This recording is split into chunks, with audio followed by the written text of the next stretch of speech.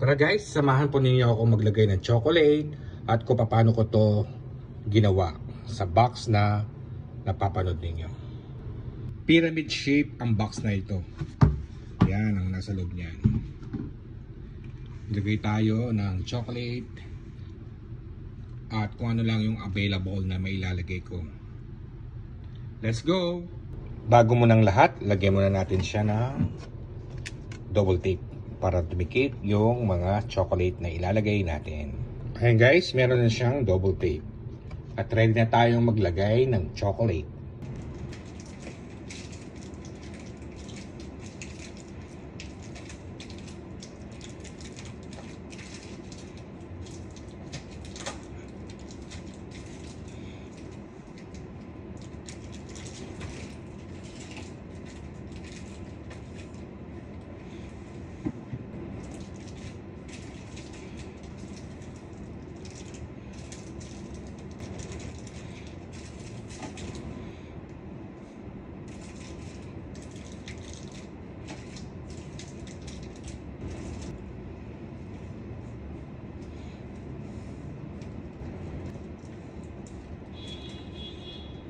Enjoy for watching guys.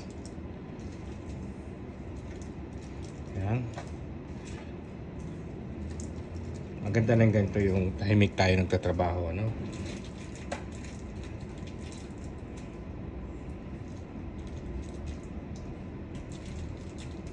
Sa second layer na tayo. Guys, kung ano lang na ilalagay ko, yun lang ang pinaka-available namin, ano? Wala tayong magawa. Okay, kundi sundin ang kanilang gusto.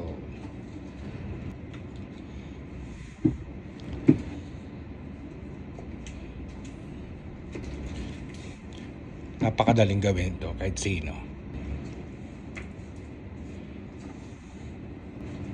Pinagtsatsagaan na lang kung anong meron. Kasi wala akong magawa, ano?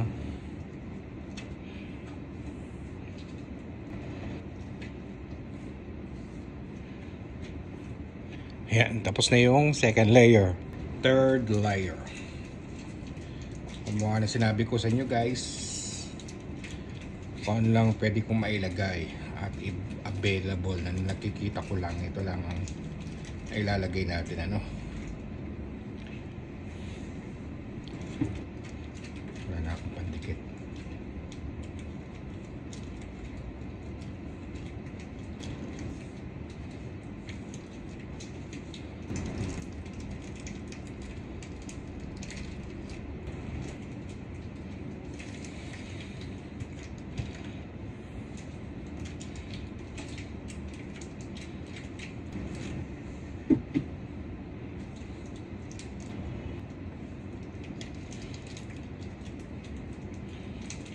Ang last layer.